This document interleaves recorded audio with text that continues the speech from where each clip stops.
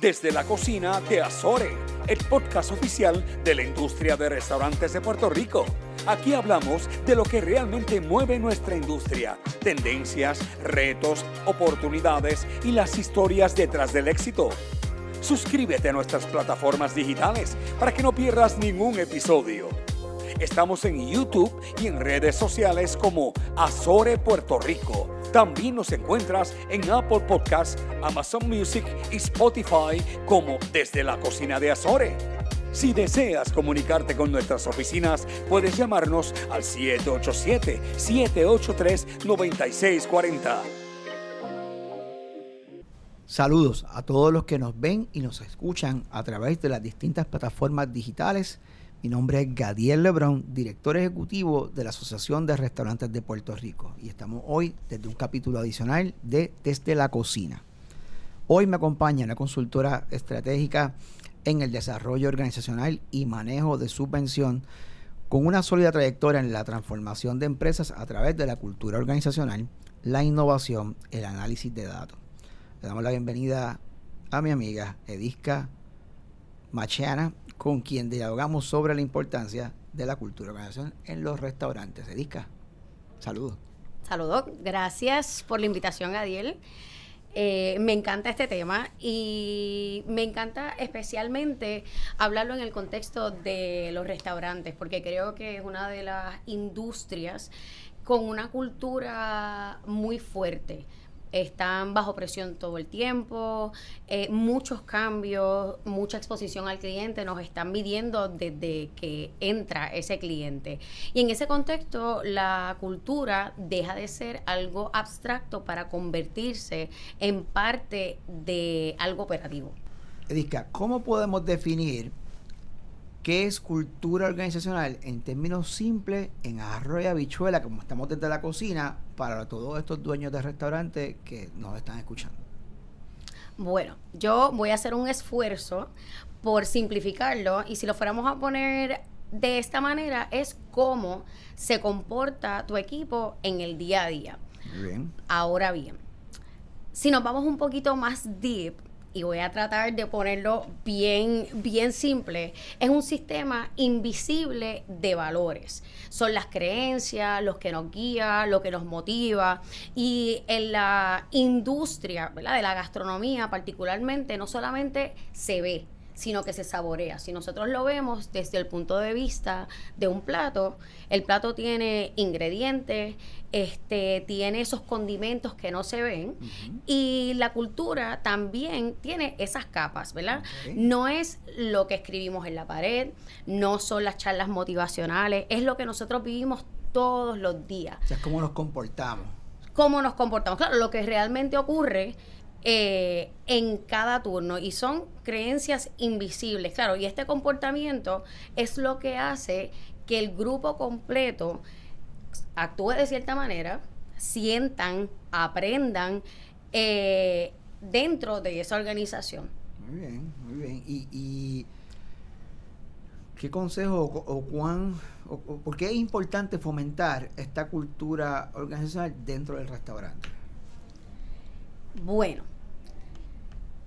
tenemos varias cosas, ¿verdad? Fomentar la cultura no es, si lo vemos desde el punto de vista del plato nuevamente, cuando un cliente entra al restaurante no viene a evaluar tu misión ni cuáles son tus valores, viene a vivir una experiencia, y esa experiencia tiene unos ingredientes igual que una receta.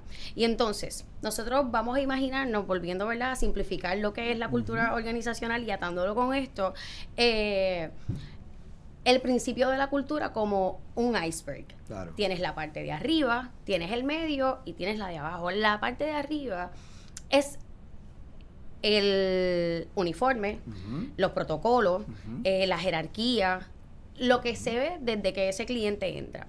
Y luego entonces lo que declaramos. Eso que declaramos es lo que se predica. En otras palabras, son los valores. Que pudiera ser la excelencia, el trabajo en equipo, la innovación.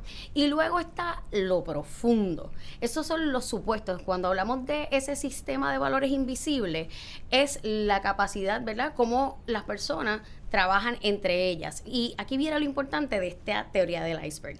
Y es que cuando hablamos de este modelo, esa parte de abajo que no vemos es la que domina todo lo demás. Así que si nosotros decimos que tenemos un sistema de excelencia, pero toleramos la mediocridad, ¿cuál es la cultura? Te entiendo. Es mediocridad. Si hablamos de la confianza y estamos todo el tiempo supervisando y vigilando, pues entonces tenemos una cultura de control. Y lo mismo pasa cuando estamos hablando de fomentar la cultura en el restaurante. La operación es la cocina. Y Claro. eso es lo que va a hacer que ese plato salga consistente. El liderazgo es el chef. Claro. Ese es el que supervisa, ese es el que enseña, ese es el que exige.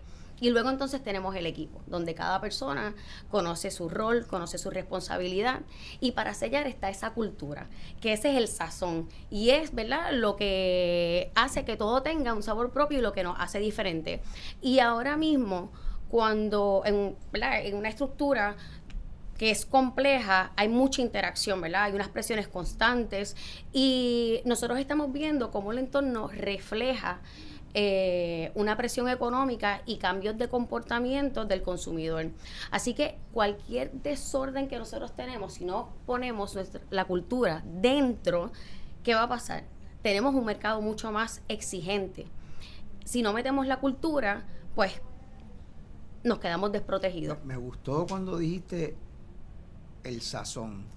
Entonces podemos decir que la cultura organizacional es como ese sazón que le va a echar a la comida, para hablar de los términos de la cocina, ¿verdad? Porque puedes tener una cocina con un chef espectacular, con una comida brutal, la decoración puede estar súper bonita, pero si ese sazón no está a tono con la comida y con lo que se respira en las paredes o lo que decoraste, ese sazón está o está soso o está muy salado, pues la experiencia completa se afecta. Así que, ¿cómo tú entiendes, ¿verdad? Dentro de la industria del restaurante, ahora mismo la realidad es que tenemos una rotación alta de personal? Okay, es una cultura ahora mismo interesante, ¿verdad? Porque la gente tiene 2, 3 trabajos a veces. Entran a trabajar, salen. Eso es un tema, ¿verdad?, interesante que tenemos, que estamos confrontando tanto los restaurantes como otros sectores. Pero con esa realidad, ¿cómo fomentamos, cómo me ayuda a mí tener una cultura organizacional saludable en la industria, tomando en consideración la realidad que estamos viviendo hoy? Bueno, de la rotación es parte de la conversación siempre. Y sobre todo, yo pienso que a veces tenemos que preguntarnos qué estamos haciendo para retener antes de llegar a hablar de la rotación. En adición a eso, ¿por qué? Esto no es solamente un problema de reclutar, estamos hablando de que no conseguimos empleados ni siquiera cuando tenemos sueldos, ¿verdad? O salarios que son competitivos. Así que pudiéramos pensar que no solamente empezamos desde el punto de vista de la cultura, es que eso empieza desde el primer momento. Y cuando un recurso se va, se está llevando su conocimiento. Cuando hay unos costos, ¿verdad?, de no tener una cultura organizacional que sea sistemática, porque esto incluye que entre lo que tú reclutas, entre lo que llega a la entrevista, esto puede representar hasta 2 o 3 meses de ese salario, y sin hablar de la curva de aprendizaje, de si este recurso es un buen fit cultural. Y estos costos, ¿verdad?, hay otros que son mucho más dañinos. Estos quizás los podemos calcular. Pero cada vez que un empleado se va y entra uno nuevo, el estándar se reinicia. ¿Qué quiere decir esto? Que la cultura nos impacta porque el conocimiento que esa persona tenía se lo está llevando. Y entonces entra uno nuevo y ¿qué va a hacer? Ese ritmo de cocina que tú tenías, ese ritmo que había en el piso se fue. Así que la cultura hay que ligarla al sistema operacional. Esto nos quiere decir que si no tenemos cultura y se va el individuo, nuestra cultura dependía del individuo, no del sistema. O sea que por eso es que es importante entonces que ese sazón, ¿verdad? Que ya dimos que la cultura, ¿verdad? Esté bien afincada, si podemos usar ese término, ¿verdad? Uh-huh. O bien establecida. Y ahí va mi próxima pregunta, ¿sabes? ¿Qué señales nos indican que nuestra cultura, ya sea interna, se está deteriorando o está inexistente? Bien, esas señales no llegan todas de cantazo, ¿verdad? Van llegando poco a poco. Y muchas veces pasan desapercibidas porque siempre lo habíamos hecho así. Y primero vemos o pudiéramos empezar a observar comportamiento de lo que ocurre dependiendo del turno, no del día a día, no del menú. Y eso te dice que el estándar, lo que estábamos diciendo ahorita, vive dentro de esa persona y no del sistema. Luego empiezas a ver que los líderes están todo el tiempo apagando fuego, no se anticipan, se agota el equipo de trabajo porque la sensación es que todo es urgente y no tenemos nada bajo control. Y después, ¿verdad? Podemos ver que cada cual hace las cosas a su manera. Y eso, en teoría, pudiera percibirse como que hay flexibilidad. Pero si buscamos un poquito más allá, lo que tenemos es falta de dirección. Así que empiezan estos conflictos que no se resuelven, pero yo creo que la médula, o quizás aquí, los dueños de negocio, lo más que sienten es la señal más poderosa de todas. Y es cuando el dueño, los líderes, tienen que estar todo el tiempo para que funcione. Y que la operación corra. Así que cuando el dueño tiene que estar presente para que todo funcione, ya ustedes saben que eso no es liderazgo, es que tienes una visión que es constante y que la cultura no está consolidada. Es bien interesante porque, de nuevo, el sector que estamos representando, ¿verdad? Los restaurantes, está todo el tiempo, o casi todo el tiempo, diría que el 85% está en high. Porque si tu day part abriste para desayuno y te llegaron un montón de gente, pues tienes que estar desde bien temprano en high. O sea que estar en high aquí no necesariamente es una señal, porque estás en el rush del almuerzo, que llegó todo el mundo, tienes que estar en high. Estás en la cena y llegó todo el mundo a las 8 de la noche, que es el momento de la cena de todo el mundo, pues tienes que mover y quieres que la experiencia corra bien. Que el comensal tenga su alimento, ¿verdad? A un tiempo determinado para que lo pueda disfrutar, que le llegue caliente para que se lo pueda disfrutar. Claro. O sea, es una combinación de detalles que sí te requieren tener un timing, pero yo creo que tú dijiste algo claro, cuando esta gerencia o estos dueños tiene que estar el 120%, ni siquiera el 100%, el 120%, a lo mejor pudiese ser una señal muy muy interesante que ver. Claro, y ahí es que yo entro, porque para que eso no ocurra por accidente, es ayudar, ¿verdad? Igual que nosotros, porque el dueño diseña el menú, el precio, los costos, se puede diseñar cómo se lidera, cómo se decide, cómo tomamos decisiones cuando estamos bajo presión. Y cuando eso está claro, el dueño o el director, el que está en ese momento encargado, puede descansar en su equipo de trabajo. Esto, a la misma vez, impacta retención de empleados, el ambiente es mucho más positivo, hay una consistencia, ¿verdad? Cuando salen los platos, eso mejora. Y al final del día, eso es lo que tú quieres. El objetivo no es que el negocio funcione cuando el jefe está solamente, es que funcione igual cuando no está. Okay. ¿Se puede medir la cultura organizacional? ¿Se puede medir la cultura? Claro, se puede y se debe.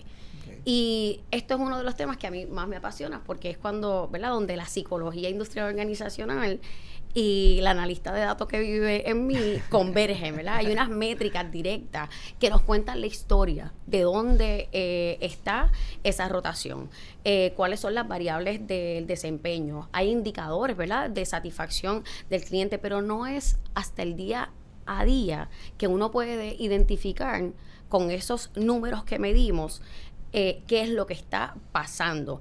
Porque, por ejemplo, para mí los números tienen sentimiento y la cultura te va a dejar una huella numérica, aunque nadie la haya puesto ahí de manera intencional. Así que hay que medir los números. Es importante. Y más importante lo que hacemos con la data que recolectamos. Interesante como ¿verdad? Y aquí me voy yo a otro mundo, ¿verdad? Porque me está hablando de números y me voy a las matemáticas, que ¿verdad? Que tanto, ¿verdad? A veces desde escuela estamos no las queremos o nos dan trabajo y para qué yo quiero saber esto, pero definitivamente en los análisis de datos estamos contando números, en la cocina estamos contando números porque son onzas, son libras, son de todo, o sea, después estamos contando, ¿verdad? Las finanzas de lo que entró en caja, así que la verdad que la data del número o valorizar las palabras de alguna forma o ese servicio al cliente y analizar esos datos, pues tiene un sentido más allá de lo que quizás a veces uno piensa. Así que, ¿qué herramientas tú recomendarías para empezar a evaluar a este dueño de restaurante que a lo mejor está en cero, jamás ha pensado en esta idea, arrancó a trabajar, compró esta llave porque la estaban vendiendo y era una buena oportunidad y pues pensó que esto era bien fácil y de momento entró y le gusta, pero entonces ¿qué herramientas para ese sencillo, para ese ejemplo que te acabo de dar, o ya para una persona que ya es exitosa, tiene todas sus cosas, le ha salido bien el negocio, pero ahora mismo en estos tiempos que estamos viviendo dice, espérate, me falta algo diferente, estoy corriendo aquí de una forma distinta, la gente se me está yendo, ¿cómo yo entro para poder usar una cultura de organización? ¿Qué herramientas me puedes recomendar? Bueno, lo primero que yo digo siempre es que las herramientas no son el fin, es el punto de partida. Y la herramienta que ellos vayan a elegir no importa tanto como lo que ellos decidan hacer con la información que reciben. Así es que, dicho esto, hay diferentes herramientas que pudiéramos utilizar, desde hacer encuestas, desde buscar un diagnóstico de cultura organizacional, evaluaciones, ¿verdad? de los empleados, entre otras cosas. Pudiéramos hacer los mapas, análisis de flujos organizacionales, y una vez que tú recolectas todo eso, es que el verdadero trabajo empieza, porque cuando nosotros medimos y no tomamos acción al respecto o no rediseñamos, lo que hicimos fue maquillar el proceso. Nos hace sentir que hicimos algo, pero no hubo ningún tipo de cambio. Por otra parte, sentarse a hablar con sus equipos de trabajo. Yo sé que cuando uno, como tú bien dijiste, te ofrecieron la llave, te gustó, era importante para ti, políticas, procedimientos, todo, ¿verdad? Que todo esté en relativo orden. La parte que se queda atrás es la de cultura organizacional, porque nadie la ve. La gente lo que hace, ¿verdad?, es que se siente. Y entonces, pues ahí es importante sentarte con tu equipo de trabajo. ¿Qué funciona? ¿Qué no está funcionando? ¿Qué pudiéramos hacer para mejorarlo? Y una vez, y esa data es oro, ¿verdad?, sin sentirnos mal, siempre dispuesto a escuchar, recolectar la información. Otra estrategia pudiera ser, después de cada turno de trabajo, ¿qué funcionó? ¿Qué se hizo? ¿Qué se quedó pendiente? Aquí te lo entrego. Porque ya no es un tema del individuo nada más. Ahora es algo sistemático que todo el mundo comparte. Claro. ¿Y cuánto, así, ¿verdad?